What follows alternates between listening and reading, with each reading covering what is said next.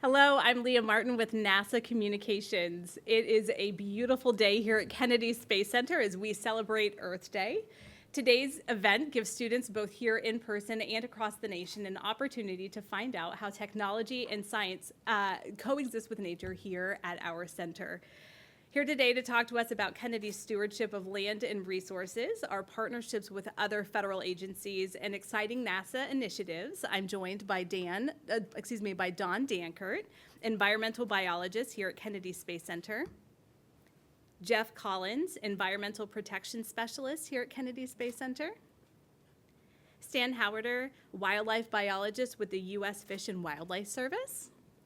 And Kelly McCarthy, Education Program Specialist at NASA's Stennis Space Center. Thank you all so much for being here today. We're excited to hear about the insight that you have to share with our students. And Don, without further ado, we'll start with you. Awesome, thank you. Well, hey, welcome y'all. It's exciting to be here with you guys and talk to you a little bit about what we do here at KSC. As Leah said, my name's Don Dankert. I work in the environmental management branch here at KSC for NASA, and I'm the lead for our environmental planning group.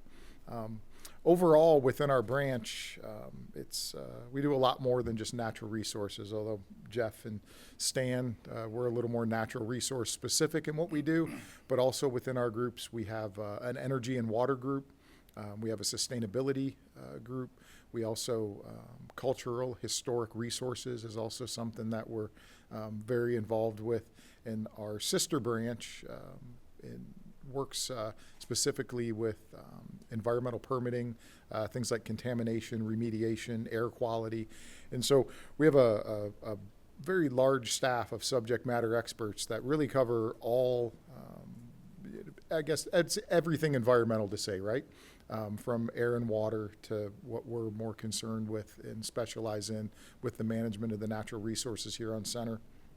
I think you got an opportunity with Mr. Brooks this morning to spend some time out on the beach on our dune project, which is near and dear to my heart. I've worked on that project, I think since I started. I've been working on that project now for about 12 or 13 years out on our beach. Coastal sustainability, obviously. You saw that firsthand and probably talked a lot about it out there as a big deal here at KSC. We're bordered on the east side by the Atlantic Ocean, and then the interior portions by the lagoon and the river as well. So we're kind of an island. So coastal erosion, those type of things are very important to us. And I think you had an opportunity to kind of see some of the hands-on work we do with our long-term monitoring, how we go out and do surveys, some of the technology that we employ when we're things like doing animal sampling and those type of things. So I unfortunately don't get to do much of that on the ground fun work anymore. I spend most of my time behind a desk, but our counterparts that were out there with you this morning demonstrating some of that. We have an amazing staff of ecologists, biologists, geologists that they're really kind of the heartbeat of what we do. They're the ones that are out there every day, continuing monitoring to ensure, as Leah pointed out, we're not just the world's preeminent launch center. We're also on a national wildlife refuge. This is as you've driven around and taken a look at this place, it's a very, very unique place, not just within Florida, but certainly within the country. So one of the big things that we do, and we've been doing now for, I believe, 60 years. We celebrated 60 years with the refuge. The refuge was established just a little over 60 years ago, but kind of finding that balance in how we exist here as a operational launch complex, not just with NASA missions, but the commercial missions, and then balance that with managing a amazing national wildlife refuge. And Stan will talk a little bit more about their mission, but primarily the biggest part of that is some of what you saw this morning, the continual long-term monitoring of what our actions here have on the natural environment, and this long-term partnership we've had with the refuge. We work, my group specifically works very, very closely with the refuge, almost on a daily basis.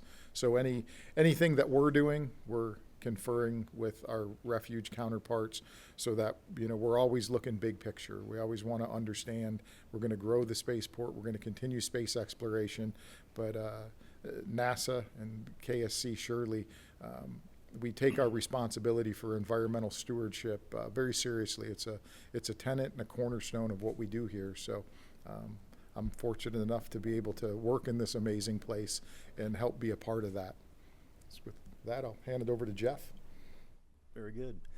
Hey, welcome everybody. I know some of you have come from a pretty far distance, so welcome to Kennedy Space Center, and hopefully you saw today what a special place this is. We've got somewhere on the order of 56 state and federally listed species, and it's the most listed species, it's the most federally listed species on a federal property in the continental U.S. So pretty special place, and we've got, a lot of launch activity going on. We've got build out of the spaceport, and we're at about, out of a 141,000 acre property, we're at about 5,000 acres of development, and it will build out to 7,500 acres. So, that sounds like a lot, but at the end of the day, there's still 133 or so thousand acres in conservation. And really that's kind of what I want to talk about, because NASA's conservation efforts here at Kennedy Space Center and things we do for the Indian River Lagoon. You've probably heard of the Indian River Lagoon. It's made the national news. We've had algal blooms. We've lost seagrass. There's impact to aquatic species and manatees. And it's relevant for you because no matter where you are, everywhere is experiencing algal blooms of some kind, whether it's freshwater or estuarine or saltwater. Blue-green algal blooms are pretty common now. They're the norm, I think. And so this KSC environment is a pretty sensitive environment on a barrier island surrounded by the Indian River Lagoon with all these species. And how do you develop on a center, without having impacts? Because there will be impacts as you build out 2,500 acres or so. And so one thing we have to do is, it's a $2 word. We mitigate for wetland and species impacts to compensate. It's just another word for compensate for those impacts. So if you impact a wetland, these are state and federal laws. If you impact a wetland, you've got to go create or improve a wetland somewhere else. And if you impact scrub jay habitat or gopher tortoises, you need to go improve habitat for those species as well. And so there's plenty of things to be done on the larger Kennedy Space Center. But probably the biggest move towards habitat conservation really was the establishment of the refuge, Merritt Island National Wildlife Refuge, back in the 60s. It was really kind of an idea ahead of its time. Maybe not as forward-leaning as going to the moon, but pretty optimistic and ambitious. And it's really saved the community here, the ecological communities on the barrier island, because if you've driven around the surrounding area, you've seen how much development there is. A lot of it was prior to having to do any kind of water quality treatment for development or anything. And so we've, just the fact that Kennedy Space Center is here is conserving that habitat, and that provides benefits to the lagoon as well, because you have these natural water quality treatment processes going on. Some other things that have happened over the years, monitoring, started back in 1983, ecological monitoring with the space shuttle. You've probably heard of the space shuttle, right? So we started monitoring seagrass and water quality and turtles and launch impacts, and that continued throughout shuttle, and we actually continue a lot of that today, still monitoring the Indian River Lagoon. That's some important work, given that the lagoon has fallen on hard times. And we also have some stormwater and nutrient studies going on, so those are important for protecting the lagoon. We've got shoreline protection projects Don is responsible for the dune project. I think you saw that in your tour today, 3.5 miles of dune. That's the guy right there that made all that happen. But what you probably don't know is we've got about 170 miles of shoreline in the Indian River Lagoon. And so one of the things that's happened with climate change, sea level rise, the water's come up about 1/2 foot in the last 20 years. And that doesn't sound like much, but it's had huge impacts because we get shoreline erosion. Anytime we have an east wind and high water conditions, you don't even need a hurricane. We've got shoreline erosion, and that ends up with vegetation in the lagoon. It's ground up. It contributes to water quality problems. We have these old pine flatwood soils, and they're very mineralized. They have a lot of color. There's also areas with muck and nutrients, and all that's going into the lagoon. And so all this is one of the impacts that we have to the lagoon. So we're trying to protect that shoreline without what we call hardening or armoring the shoreline. You've probably seen seawalls and solid rock revetments along the shoreline. Those may be good for shoreline protection, but they're terrible for aquatic species and birds, that use those shoreline habitats. So we're trying to do something a little softer with our Living Shoreline project that is nearly completed now. And we've actually got horseshoe crabs and birds out there right now using that habitat, even though it's not completed. So that'll be a nice feature. I'll tell you some fun factoids, I guess, from some of our monitoring. We've got acoustic receivers in the Indian River Lagoon, actually in the ocean too. And so we catch fish and we tag them, put a little acoustic tag in them, and they swim around and it pings, and you can track species. And so there's a group called Socorro and I think Florida Atlantic Coast Telemetry Network. And so we're part of that, and we share data with these people. And so we've been able to do much larger studies in terms of the migration and movements of species and how to protect those species. You don't want to be out doing potentially a beach renourishment if you've got some sensitive species out there at the time that you want to do it. So that's really helped inform what's going on with aquatic species. We actually had a black drum that we monitored, and it went to New Jersey twice. Anyone from Ohio? One person from Ohio. Anybody else from the Northeast? 2 people from Ohio. Well, that's a long ways. So you think about swimming to New Jersey and coming back and doing it twice. That's one really fit fish, right? We also found out we have a bull shark pupping or nursery area here in the Turning Basin, and most people don't know that. There's bull sharks in there, so hopefully y'all did not get ankle deep in the water doing anything today, seining fish out in the Turning Basin. So we see a lot of interesting things from that. We share data with other federal agencies, resource agencies, with state agencies too, especially seagrass data. We are starting to see some seagrass make a comeback, and we just completed a planting project, a seagrass restoration project, where we planted seagrass out in the Indian River Lagoon. So lots of things happening there. We make a strong effort and supported by NASA to take care of our resources here, and so I'll look forward to any questions on that. So, Stan? Hi, I'm Stan Howater. I work for the U.S. Fish and Wildlife Service and the National Wildlife Refuge System.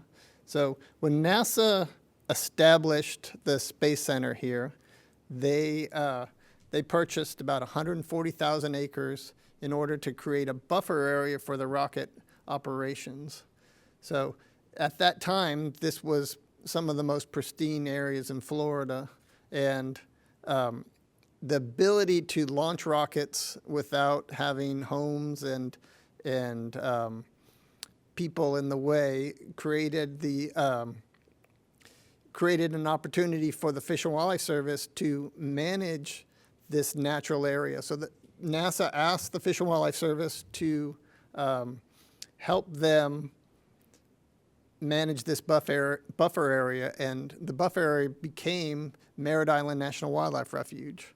So the overall NASA property is what we call an overlay refuge, where NASA owns the land, but the Fish and Wildlife Service manages the natural resources on that property. So we manage a variety of different habitats here that are fairly unique in Florida because of some of the last undisturbed areas. Between the NASA property and the Space Force Center, there's 42 miles of undisturbed beach, which is very important for nesting sea turtles, for the southeastern beach mice, which the Space Center and the spaceport to the south is pretty much the entire population of southeastern beach mice. And then in addition to that, we have some of the best coastal scrub habitat, which is incredibly important for species like the Florida scrub jay. Florida scrub jay is endemic to Florida, and there's very few populations left, and this is the #2 population left for Florida scrub jays. In addition to that, we manage some of the largest remaining tracts of coastal wetlands left on the east coast of Florida. And this is very important to migratory water birds, such as waterfowl, and wading birds and shorebirds. That's it. Thanks, Dan. So my name's Kelly. I work with our Office of STEM Engagement on our Next Gen STEM project. And I'm really excited to talk with you all about an initiative that it's based in a partnership we have with the USDA Forest Service. And it was motivated by the recognition that we need to focus on things like environmental stewardship, ecological preservation, green infrastructure, all the things that we heard about from the team here that is happening right at Kennedy, sort of helped us drive this project that we're working on that's tied to the Artemis program.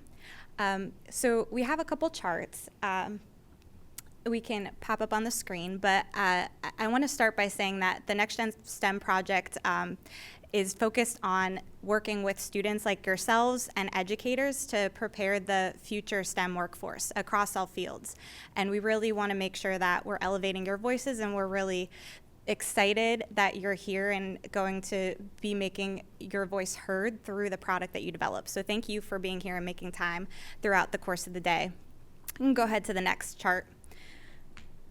I want to start with a little bit of history. So a little over a half century ago, astronaut Stuart Roosa was getting ready for a moonbound mission with Apollo 14.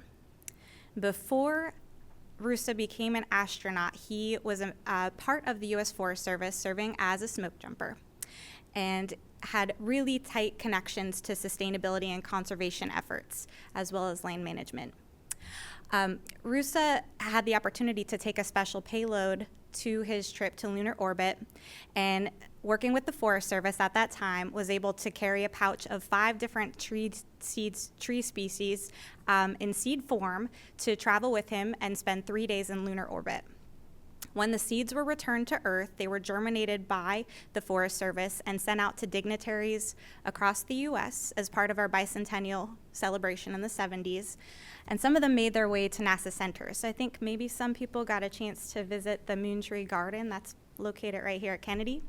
If you visit any other NASA centers or some universities, you may find some of the moon trees of the Apollo era standing tall today, 50 years later. As we were getting ready to launch Artemis 1, the Next Gen STEM project, which is part of our Office of STEM Engagement, worked with the USDA Forest Service to think about what we could do to honor the legacy of that project, and really think about how we could emphasize the importance of global stewardship and conservation efforts. And this is the beginning of some opportunities that we hope that you and your teachers will stay involved in with us. So if you go ahead to the next slide over, That was your little stop at Kennedy. One more. I'm going to talk about where we are today. Fast forwarded 50 years.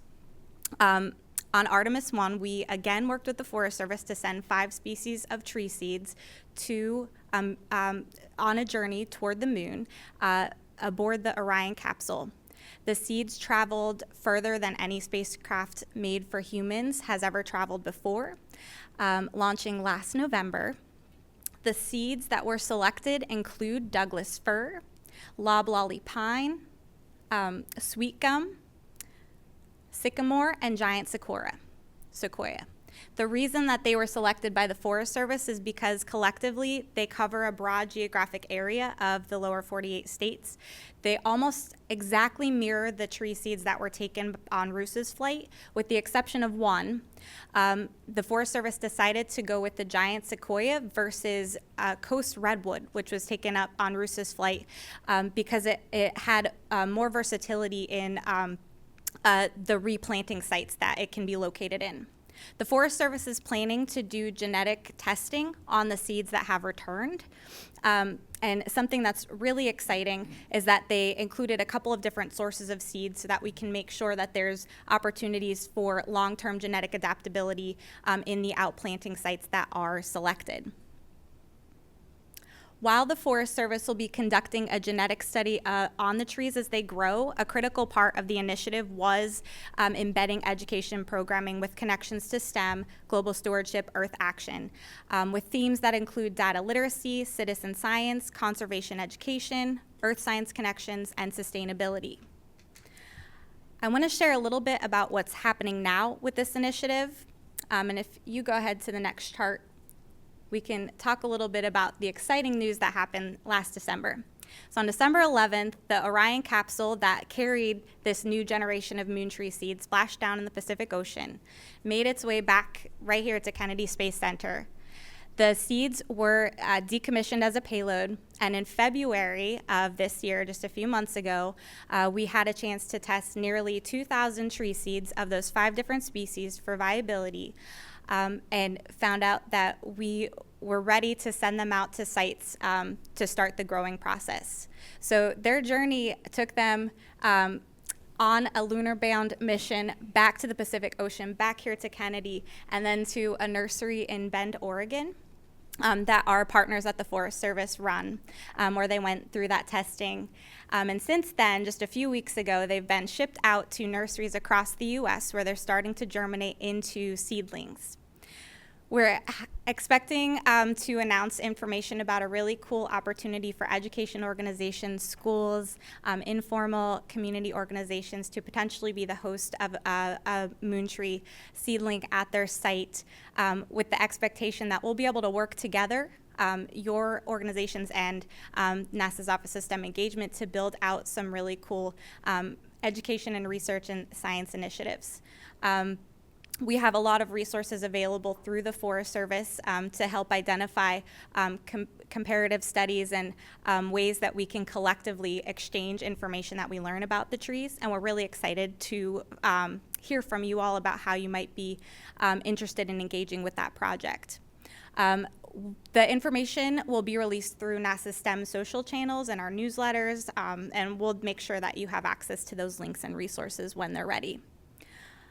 In the meantime, we are continuing to work with the USDA Forest Service on a number of education resources, including collector's cards, trading cards, citizen science activities, and a distance learning series. There's an event called Moon Trees Live to hear more detail about the journey of the tree seeds and some of the research that's coming up from the Forest Service research team on April 28th, so we're really excited about that. And we've got a toolkit available that has a lot of information about the history of this project, ways to get involved in our connected activities with the GLOBE program, and we'll be launching a really cool summer initiative where you might have a chance to follow the Apollo trees and collect data on those existing trees 50 years after they were disseminated. You can also learn through those resources why we care about some of the data that is tracked on the Apollo trees and the upcoming Artemis 1 seedlings, and ask questions We've got a couple of early elementary resources coming out about the project, and again, that proposal opportunity, which we're really excited about. Again, this is really driven by the fact that we want to make sure we are emphasizing the importance of global stewardship and conservation education. So I'm really excited that we got to talk to you a little bit about that. If you go to that last slide, the next one over, that provides some links that our resources are available at. Great. Thank you. Kelly. We'll have that slide available at the end of Oh, this perfect. broadcast for any educators who are interested in checking into it. And the moon trees here at Kennedy have always kind of captivated me, so I'm really excited to see where all of those trees from the Orion project to end up. So I'll definitely be tuning in to find out where they go. So in just a moment, we'll have an opportunity to hear from the students in the room and to ask questions to our panel. But before we do that, I'd like to go over to the bullpen at the Kennedy Space Center, where we have some students who were joining us, joining and virtually attending our briefing today, and also having the opportunity to ask questions to our panelists. So thank you so much, students, for joining us here today. So again, I'd like to thank our panelists for all the information that you've shared. It's so interesting to hear about what's happening here at our center. And students, now that you have had the opportunity to hear from our panelists, you also have the chance to ask some questions. So if you're here in the room with us and you'd like to address our panelists, feel free to raise your hand and give us your name and grade, and we'd love to hear from you. Do we have any questions in the room?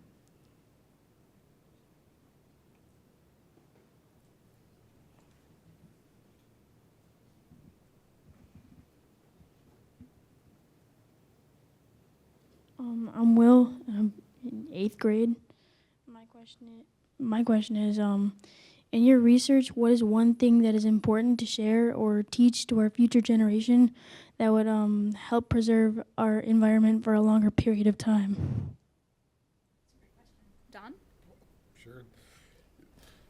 Wow, I could probably spend an hour talking about that with you guys for sure. That is a great question. I think the way I would approach that is maybe kind of the way that myself and Jeff and Stan talked about here. To when you think about environmental stewardship, sustainability, ecological health, those kind of things, maybe think much bigger picture than right here where I'm at right now, in my backyard. But, think more globally, right?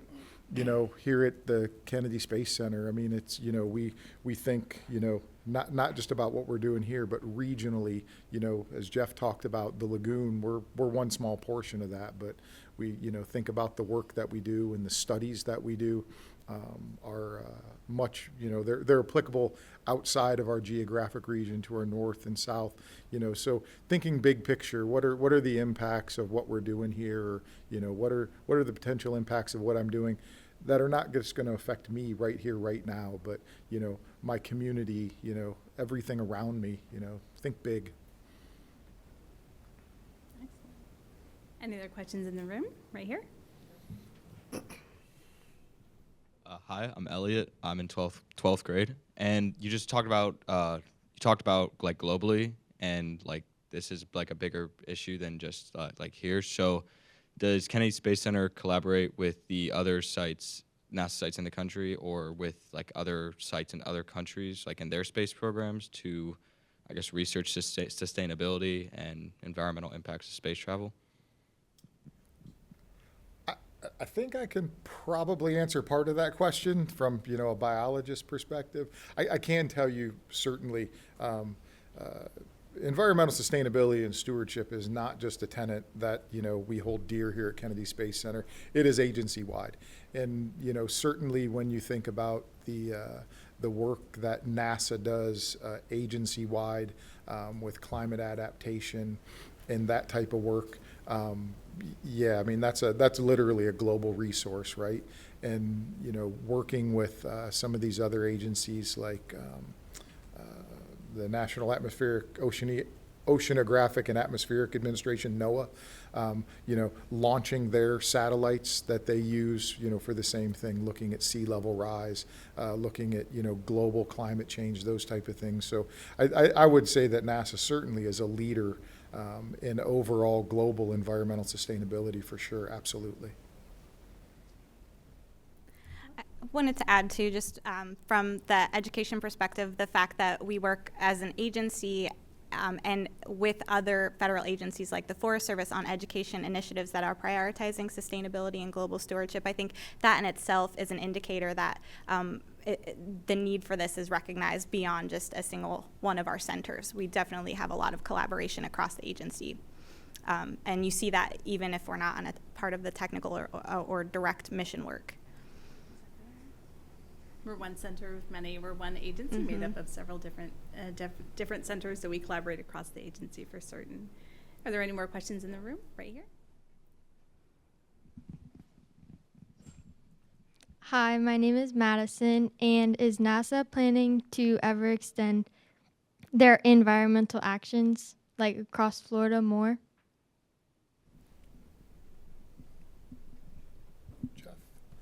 Let me make sure I understand the questions. I missed some of that. Is NASA planning to, I missed it. Extend like their acres more, like get more acres to Oh. make more reserves or anything? Well, as far as I know right now, and by the way, I didn't mention this before, but we have a whole center planning group of really smart people. That doesn't include Don and I. We're not planners, but as we build out the center, they look at environmental constraints and whether it's sea level rise or listed species or a little thing we call QD arcs. If you have something that might catch on fire or explode, you need a certain buffer around that, right? So you don't want to be packing in development there. And so we do a really good job of that. And through that planning effort, I haven't heard of anything NASA expanding throughout Florida. Have you heard anything on that? I don't necessarily think the Kennedy Space Center is going to get any bigger, but I mean, I would say this, a lot of the work that our group focuses on from, environmental conservation studies, those kind of things, the work that we collaborate with on the refuge, on species and natural resource management is utilized by many people, not just across the state of Florida, but across the nation.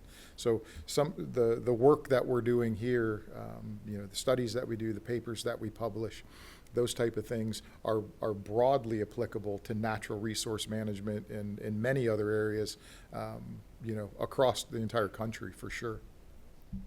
And I'd like to add that one of the issues that we face as a population is, we're not making any more land, so we have to manage the land that we have as best as we can. And with Florida's growing like crazy, people are moving here all the time because this is paradise on earth here. So one of our goals, both as for NASA and the Fish and Wildlife Service, is to manage the habitat that we have as best as possible. So we do prescribed burns, we manage exotic species, we control exotic plants. We try to take the little piece of land that we have here on the Kennedy Space Center and make it as good for wildlife and people and the environment as humanly possible. And that's what we strive for every day. And that's why NASA partners with Fish and Wildlife Service to manage the buffer area for wildlife and conservation. But to that point of expansion, the refuge and Canaveral National Seashore both have added on their own property, right, to the KSC property. You've got your own land holdings. Yeah, there's not a lot left to purchase and to acquire, but I think the point is that we manage everything that's out there as best as we can. Steward what we have well. Very well said. We did have a submission sent in from a student. Ben from Atlanta has a question that he'd like to address to the panelists. Ben? Hi, I'm Ben from Atlanta, Georgia, and I'm a junior. And my question is, what is NASA doing to monitor methane emissions? So we actually reached out, as we said, Kennedy Space Center is one center as part of our agency, and so we've reached out to our friends at Goddard Space Flight Center. Dr. Leslie Ott, meteorological studies researcher, actually responded and let us know that NASA's working hard to find ways to measure methane from the ground, air, and space.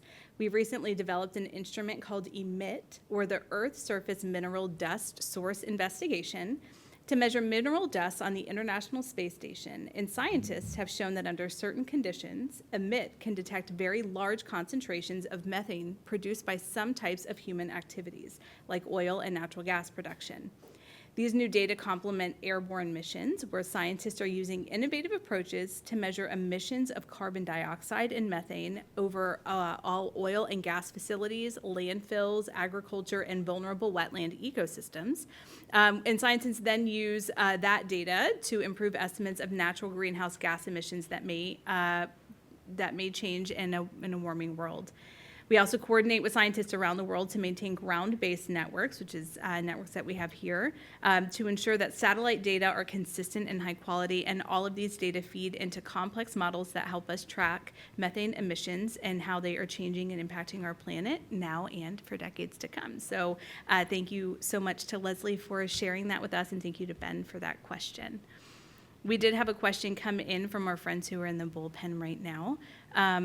We have a question from Alejandra Burgos, who's in sixth grade, and she wanted to know, how do rocket launches affect wildlife here on Kennedy Space Center, since we have such a steady cadence? It's another great question. I think, largely, obviously, that's something we've looked at for a long time, monitoring our launch events, understanding, specifically, through the shuttle era.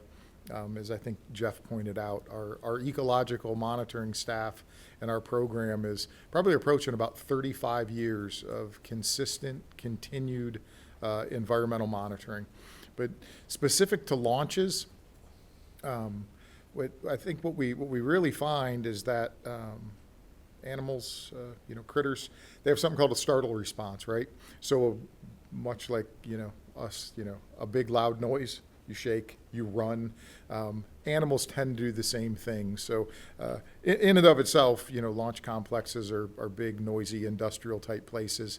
But, on the outskirts of that, what we see and observe is that, when those engines fire up and there's that loud noise, it triggers that startle response.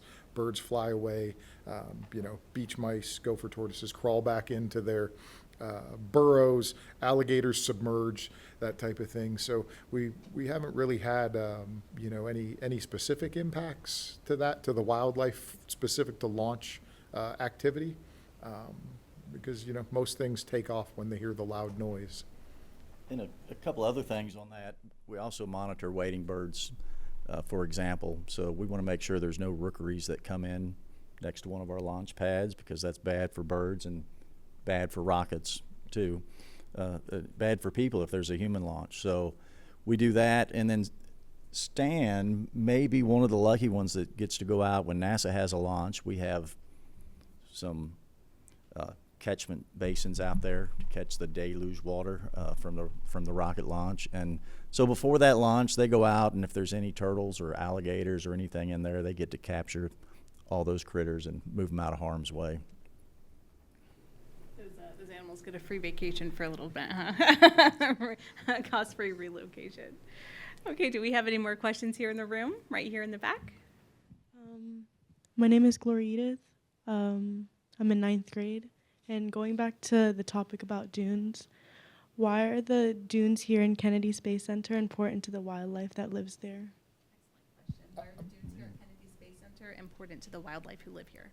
Oh, sure. So our dunes, when you were standing out there in the dunes, there are a lot of plants on those dunes, and I think Stan talked a little bit about the area our coastal strand area. There are quite a few threatened and endangered species that occupy those. The southeastern beach mouse, those dunes are very important to them. Gopher tortoises, indigo snakes, and a whole host of other species. So to say nothing of the, 3,000 to 5,000 sea turtles we have nest on our beach every year.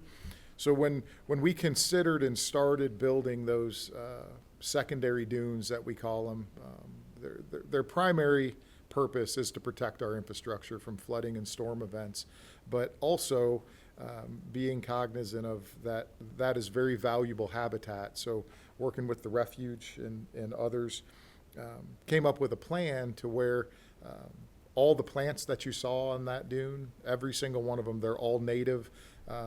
Our planting contractors, even to the point of some of the grasses that grow out there, aren't commercially available at your local nurseries. They came out, took clippings, seeds, grew the plants, much like our Moon Tree project. They grew those plants directly from the source to bring them back. So the goal to create that natural habitat, and then our long-term continued monitoring of that. So I think you saw some of that today, where they're using the Sherman traps to catch beach mice. I don't know if they brought out the gopher tortoise cams to scope gopher tortoise burrows. So as we constructed that dune and then got the planting done, it became more mature.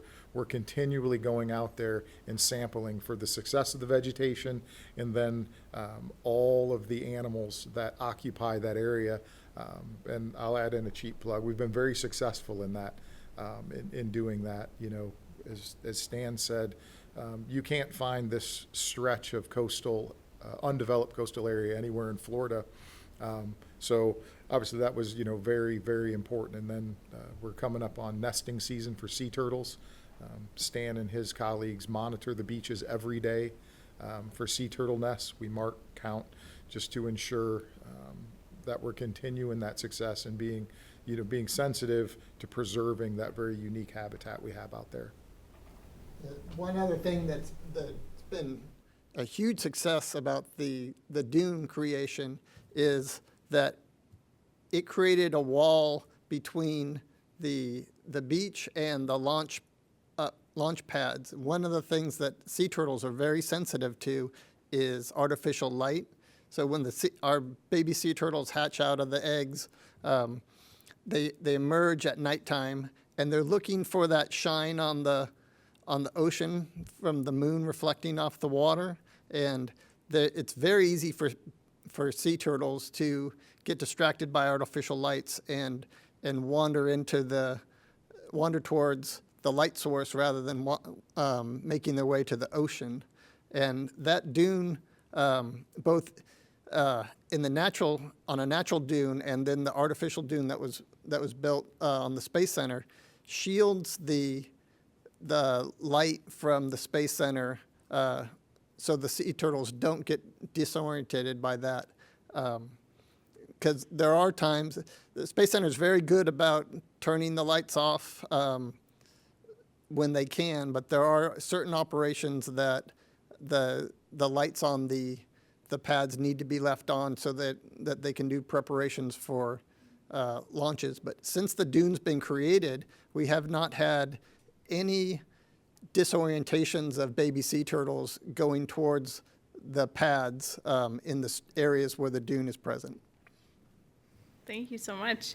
We did have another question that was submitted asking about some of the other initiatives in NASA that relate to Earth, climate change, and Earth-facing sciences. So Evie from Atlanta submitted a question for response. Evie? Hi, I'm Evie. I'm from Atlanta, Georgia, and I'm wondering, how does NASA monitor the ozone layer over Antarctica? So again, we reached out to one of our subject matter experts, and Dr. King Ling, research scientist at NASA's Goddard Space Flight Center, responded that NASA has been making satellite measurements of ozone through the globe, including Antarctica, since the 70s. Presently, direct measures of atmospheric ozone abundance are collected daily by Aura and Suomi NPP satellites. These remote-sensed ozone measurements are combined with ground-based measurements and remote-sensed measurements of atmospheric variables such as temperature, and a state-of-the-art model simulation is created to analyze and understand the status of Antarctica ozone layer and its variability. So if you are interested in this or more information on the ozone layer, its history, or its current status, you can actually visit the NASA Ozone Watch website at www.ozonewatch.gsfc.nasa.gov.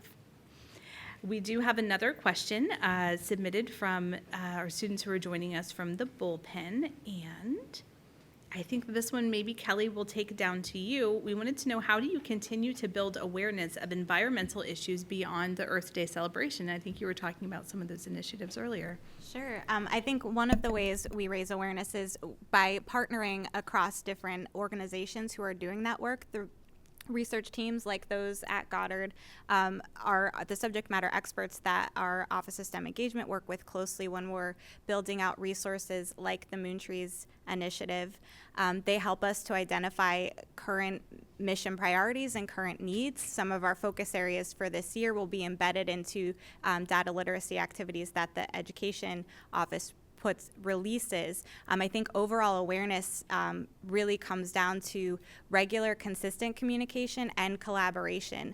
And I think for you all, knowing that there is an open line of communication, as an agency, there's transparency and a lot of resources virtually to learn about the data that we're collecting with all of our Earth observation missions and how that's being used across the globe. And I think that's something that's really important. The information is at your fingertips.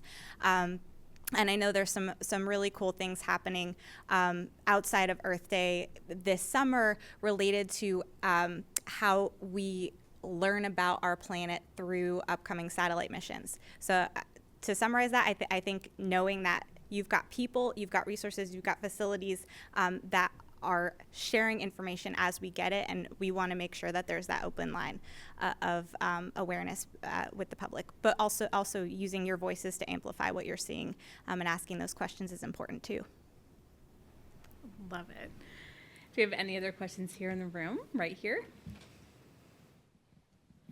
Hi, my name is Iris. I am in 8th grade, and my question is, how do ecologists accurately count a species in order to put or remove them from the endangered or threatened species list? Stan? That's a big question. So, I mean, it really does depend on the individual species. They all have targets. Most of them revolve around sustainable populations. So, of course, that's different for a beach mouse versus an elephant. But you're looking for long-term viability of the species, which usually you want to have at least 3 independent populations, and that even if one of those populations blink out, then you have other populations. But it really does depend on the individual species. So, panthers, like the Florida panther, there's never going to be a huge number of panthers in the United States compared to beach mice, which intrinsically there'll always be larger populations in a viable population compared to a viable population of panthers. But it really is an individual species but it all comes down to population viability and what is the number of individuals that you need to ensure that they continue to exist on the landscape for an extended period of time. Excellent. We do have a question from one of the students who's joining us from the bullpen, and Brady, who's an 8th grader, wants to know, what are ways that we can help turtles and keep them safe from pollution? Well, I'm sure if light pollution, as Stan talked about, that's probably, certainly in my opinion, in coastal Florida, or any, coastal areas where you have sea turtles. Light pollution from adjoining communities or facilities is probably one of the biggest and most impactful things that you can do. Stan alluded to it. We work very hard here. We have a center-wide light management plan. We use what's called turtle-friendly or wildlife-friendly lighting, which is yellow lights, right? Not big, bright white lights. And as we approach turtle nesting season, we implement restrictions across the center on, how late you can have your lights on. For instance, right across the street at the VAB, that huge flag, normally that thing's lit up, 24 hours a day. During nesting season, we shut that off early. So we don't have that, even, this far away, that light can make it out there. For instance, this building that we walked in, you saw the beautiful mural that was painted on the side of it. The fellow that painted that, he liked to work in the evening, presumably because it wasn't, super hot out. So, we do simple things, put up barriers around where he was working, make sure his lights are pointing down, that kind of thing. But I would think light, light pollution is something that's easy. You can turn a light off, right? Something easy that everyone can do. Yeah, locally around here, the Indian River Lagoon is a very important area for juvenile green sea turtles. So green sea turtles consume aquatic vegetation compared to some of the other. All the different species of sea turtle pretty much eat different things. Green turtles are the ones that are vegetarian, and they really depend on the seagrasses in the Indian River Lagoon. So water quality is probably the most important thing for those juvenile turtles, making sure that whether it's in the estuary or in the ocean, that we keep the water as clean as possible is essential for long-term survival of sea turtles. And so in terms of things you can do, in addition to turtle-friendly lighting, there are a lot of different organizations that need volunteers to do work. I'm not going to name any of them, but there are opportunities to do things like that, and they have, summer programs for teenagers, and you can certainly get involved in that. Thank you so much. Do we have any other questions here in the room? Oh, a couple of hands went up. Let's start over here. Hi, my name is Austin, and going back to the topic of moon trees, do you guys plan to one day grow them on the surface of the moon? So I think that's definitely a question for future research proposal opportunities, but I know that there are some student challenges and cool activities that are simulating growing vegetation in simulated lunar regolith. So I would encourage you to check out the Plant the Moon Challenge if you're interested in learning some of the research or activities that you can get involved in to look at what that would take. But yeah, and stay tuned on future opportunities with the Artemis program. Those Artemis student challenges are so fun. I've had the opportunity to work with a couple of those, and it's always really neat to see all the creativity that kids come back with. So students take that opportunity and do it. It's really interesting. Do we have any other questions here in the room? Let's do up here. Hi, I'm Kendall, and I'm a senior. I'd like to know, how are protocols for environmental protection at Kennedy Space Center determined? So how do we develop our protocols? I think as Jeff pointed out, a lot of the protocols that we have, or the majority of them, are directed by either state or federal law. So we're continuing that along, if you will, right?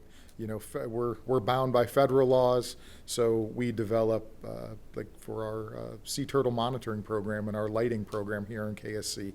That's in direct relation to Section 7 of the Endangered Species Act, and those are, so we develop along those lines.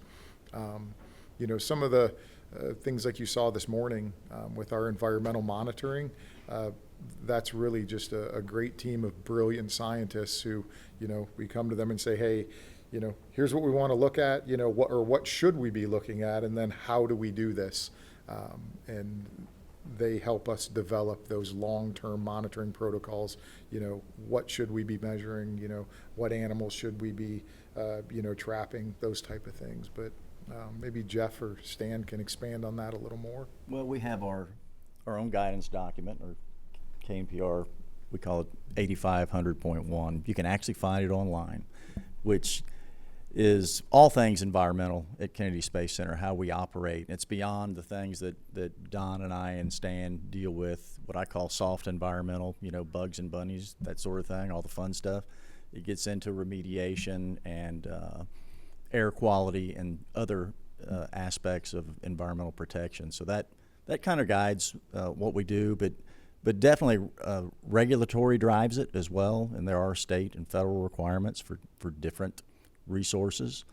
But some of our requirements are actually more restrictive than the state or federal regulatory requirements. For example, every species at KSC is looked on as a protected species. It's not just the threatened and endangered ones. So I still remember 2 years ago, we had a contractor here, and they were out giving advice on a grackle. Grackles are very common. They're everywhere. They're in my tree right now at home. But we actually protected that nest from activities until the birds fledged, and then they could resume operations. Thank you so much. I think we have time for one more question, and so we are going to turn to Mohammed, who submitted a question from North Bergen, New Jersey. Hi, my name is Mohammed Al-Shabini, and I'm from the North Bergen STEAM Academy. And my question is, how will climate change affect the future, and how will NASA plan to help? So this is a topic that's very near and dear to all of us here at NASA. We reached out to Allison Liedner, who's a program manager for climate and resilience at NASA headquarters. And she let us know that climate change is already affecting us now and will continue to affect us in the future. Overall, the world will continue to get warmer, and some places will get more rain, whereas other places will become drier. The amazing array of NASA satellites lets us understand how fast the world is changing and what conditions are right now. And NASA satellites can also help us prepare for a resilient future. For example, understanding how much sea levels will rise in a specific location can help cities decide where they should put new buildings, and understanding drought conditions can let farmers know how to better utilize their water resources. So you can learn more information about climate change and climate change solutions that are being headed up by NASA by visiting climate.nasa.gov. So we invite all of you to visit that site. So we do want to let each of you know that this activity today has been undertaken on behalf of Next Gen STEM, and I'd like to throw up really quickly Kelly's resource sheet for more information on the Orion Moon Tree project coming up from Artemis 1 for tracking and following up on that. You can have more information that you can see up on your screen. And that is all the time that we have for today, but we'd like to take a moment to thank all of our panelists, our students who joined us here in the auditorium and over next door at the Kennedy Space Center press site, and then of course everybody who's joined us from across the country on NASA TV. This event is part of NASA's Next Gen STEM project, which reaches students where they are in classes and informal education programs at home, at Kennedy Space Center, on the beach, on TV, wherever each of you are today. So for more information on NASA's online community of practice for educators, as well as more NASA STEM content, like you saw today, information on upcoming events that we have, Artemis student challenges, and what NASA's doing in connection with Earth Day, please visit nasa.gov/STEM. And from all of us here at Kennedy Space Center, we would like to wish all of you Happy Earth Day.